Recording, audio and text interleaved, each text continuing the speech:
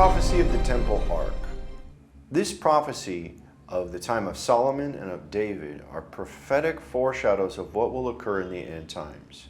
And it's very important to look very closely what occurred during the time of Solomon and the time of David. During the time of Solomon, there was an ark that did not leave the temple to go to war.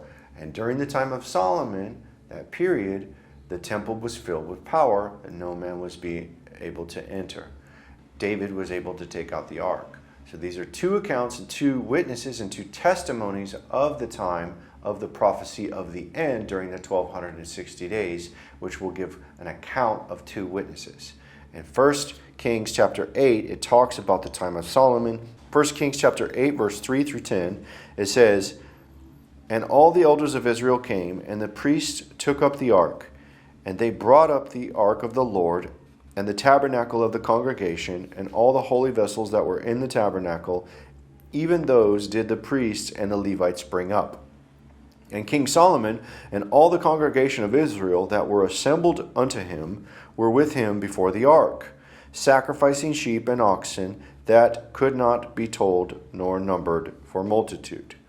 And the priests brought in the ark of the covenant of the Lord into his place, into the oracle of the house, to the most holy place, even under the wings of the cherubims. For the cherubims spread forth their two wings over the place of the ark, and the cherubims covered the ark and the staves thereof above. And they drew out the staves, that the end of the staves were seen out in the holy place before the oracle, and they were not seen without, and there they are unto this day. There was nothing in the ark save the 2 tablets of stone which Moses put there at Horeb, when the Lord made a covenant with the children of Israel, when they came out of the land of Egypt. And it came to pass, when the priests were come out of the holy place, that the cloud filled the house of the Lord, so that the priests could not stand to minister because of the cloud, for the glory of the Lord had filled the house of the Lord."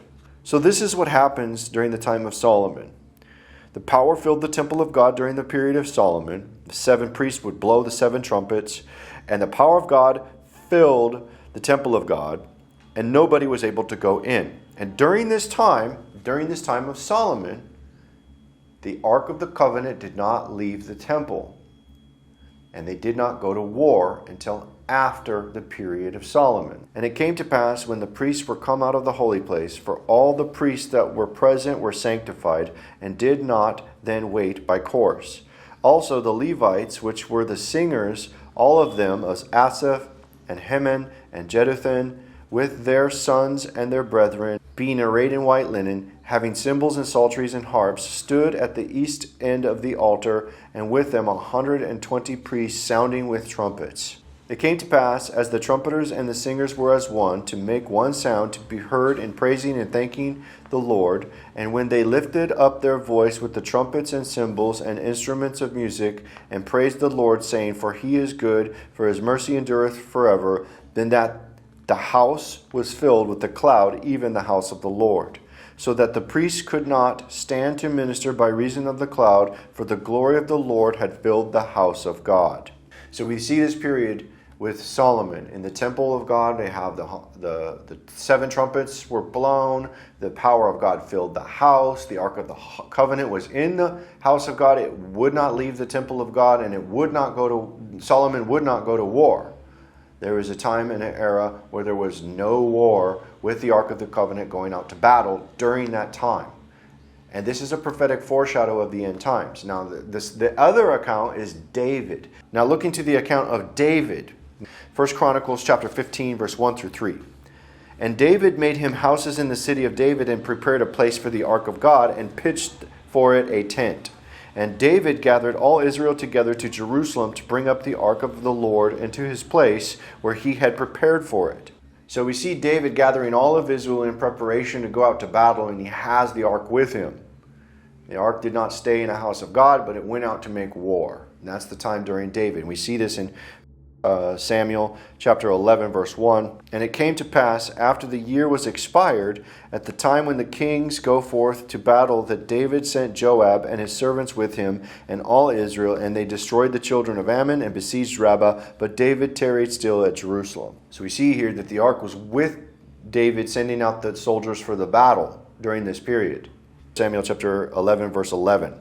And Uriah said unto David, the ark and Israel and Judah abide in tents, and my lord Joab and the servants of my lord are encamped in the open fields. Shall then I go into mine house and eat and drink, and do lie with my wife? As thou livest, and as thy soul liveth, I will not do this thing. We see here that they're saying that the ark and Israel and everybody's abiding in tents going out to battle during this period.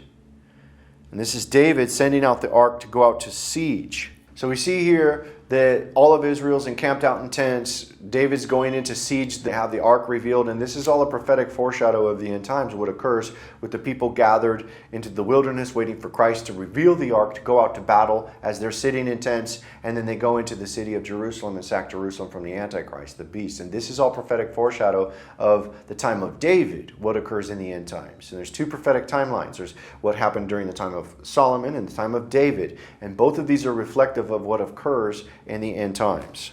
In the prophetic allegory of the time of Solomon, what occurs in the end times is the temple of God in heaven is filled with power that no man is able to enter. The 7 angels are released with the 7 trumpets during that period. The Ark of the Covenant remains in the temple of God until those 7 trumpets have been blown. And then at the end of that, those who are encamped at the wilderness with the Petra that are waiting for Christ to send to make battle, the Ark of the Covenant will then be revealed out of the temple of God in heaven, and the people will go forth to battle, just like David, into taking Jerusalem, and the battle and the siege of Jerusalem of the Antichrist is seen. And this is all prophetic foreshadow of the time of Solomon and the time of David. And we see this in the book of Revelation chapter 8, verse 2 and 6, about the 7 trumpets. It says, and in Revelation chapter 8, verse 2, it says, and I saw the 7 angels which stood before God, and to them were given 7 trumpets.